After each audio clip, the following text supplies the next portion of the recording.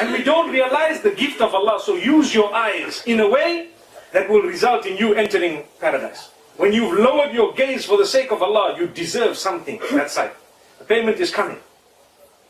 When you've swallowed your anger, payment is coming.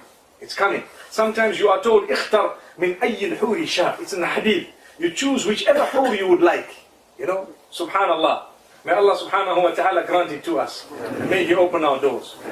So, then Allah subhanahu wa ta'ala in the Quran describes something important. Every time we hear, we say, Jannatin tajri. I'm sure the word tajri is always there. You know, the little children, they ask me sometimes, what's the meaning of tajri? Is tajri going to be in Jannah? And you start saying, no, tajri means that which is flowing. But the Arabic language has mentioned after the term flowing, what is going to be flowing. So what will be flowing? Tajri min tahtiha al-anhar. Beneath this garden, there will be flowing rivers. But rivers of what? So these rivers will be everlasting. They never run dry. They are at a distance that you would like. Now, how is my garden going to be? Only Allah knows. But what I do know is if I want to see that river flowing, I will be able to see it. Who does it belong to? Me. How long is it? The least would be 2,000 years. Remember, we're using time to describe distance. The least of my river. And what's the river? So Allah describes river of pure honey. Imagine.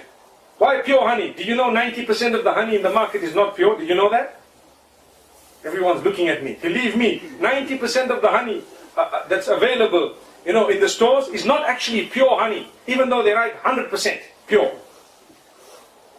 It's not actually pure. Pure honey is something else, subhanallah. And pure honey is extremely expensive and there is a big shortage of it on the globe. They cannot make ends meet. So this is why they have a specific way of, you know, this farming, honey farming, where half of it is actually sugar. Allahu Akbar. May Allah protect us. Imagine we're saying Allah protect us from sugar. So what that means is Allah protect us from the deception.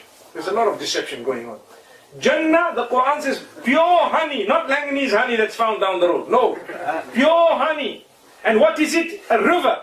So the benefits of pure honey in the dunya, it is something that will be found in the purest of its form in paradise. I cannot describe the purest form for you, but Allah has sent it down to us through the bee in order for it to be a shifa for me and you. The Quran says that.